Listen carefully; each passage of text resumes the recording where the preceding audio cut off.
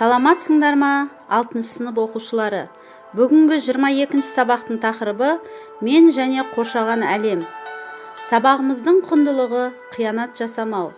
Қасиеттері ақжарқындылық, жауапкершілік, қамқорлық.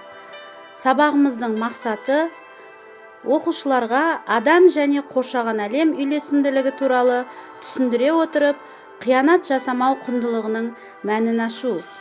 Сабағымызды бастамас бұрын үй тапсырмасын тексеріп алайық.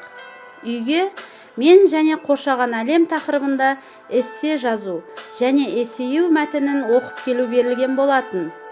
Айдардың қырға баруының мәні неде деп ойлайсыңдар? Бейсен Айдарға қандай кеңестер берді? Айдар көкесімен еріп кетерде қозысын қамауының себебін қалай түсіндіресіңдер? Баланың ақбас қозыға деген қамқорлығынан жалпы адамзаттық қандай құндылықтар көрінеді? Осы сұрақтарға жауап беру арқылы үй тапсырмасын бекітеміз. Бүгінгі жаңа сабағымыздың дәйек сөзі: біз ата-бабамыздан табиғатты мұраға, ал болашақ ұрпақтан қарызға алдық. Халық даналығы. Табиғатқа қамқорлық дегенді қалай түсінесіңдер? Табиғатқа не үшін қамқорлық жасау қажет деп ойлайсыңдар? Сендер табиғатқа қандай қамқорлық жасап көрдіңдер? Бүгін мұғалім сый ретінде табиғат адамзатқа аманат видео ролигін ұсынғалы отырмын.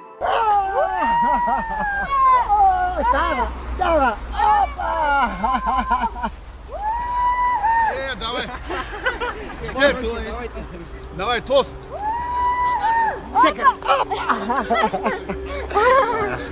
Батырым.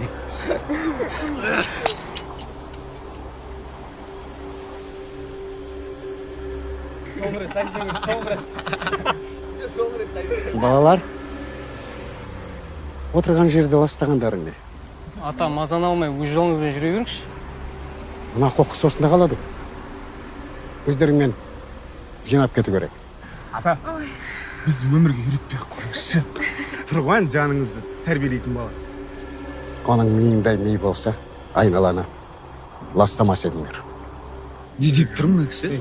Не дегісі келіп тұр? Қой. Ата, сіз уайымдамаңыз. Қоқысты керек адам өзі-ақ жинап алады. Сіз өз жолыңызбен жүре беріңіз.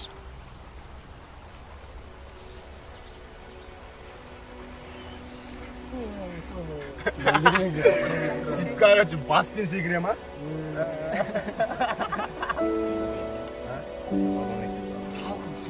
Уақыт бар ма? Натуре.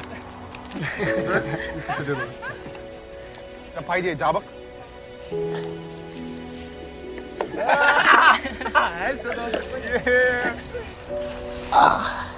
Ата, не oldu? Жай. Бір өлең қосып жүрсіңдер, вообще четко болды.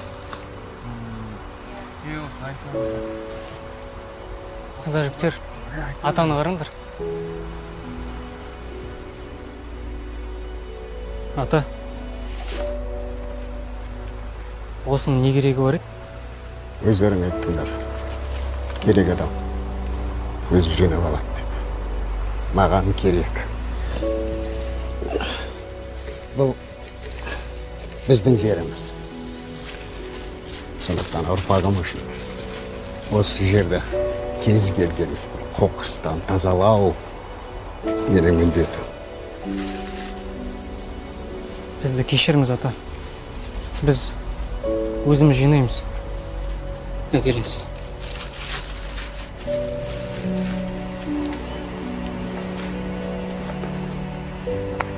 Тәуелсіз ел ретінде біз улан байтақ жерімізді қорғап, болашақ ұрпаққа сақтауымыз қажет.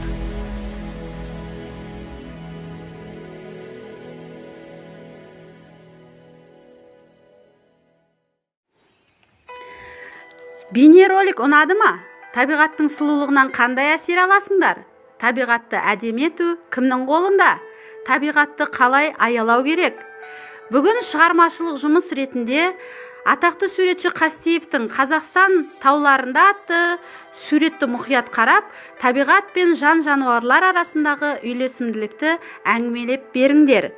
Табиғат адам баласының құтты қонысы, жайлы мекені, ырыс дәулеті, денсаулығының сенімді серігі.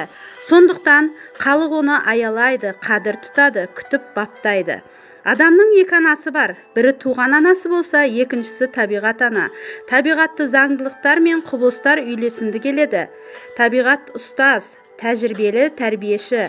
Адам мейірімділікті, сүйіспеншілікті, қайырымдылықты, әдемілікті табиғаттан үйренеді. Адам табиғатқа мейірімділікпен, сүйіспеншілікпен, қамқорлықпен қарап, үйлесімділік сақтағанда, адамзат баласы үшін табиғат терең сарай, мәңгі тозбас құтты қоныс болып табылады. Ал балалар, енді үй тапсырмасын алайық. Табиғат туралы мақал-мәтелдер жазып келеміз, және келесі сабақтан кемеңгер немесе елбасы туралы тебіреніс мәтінін оқып келеміз. Осымен сабақ аяқталды.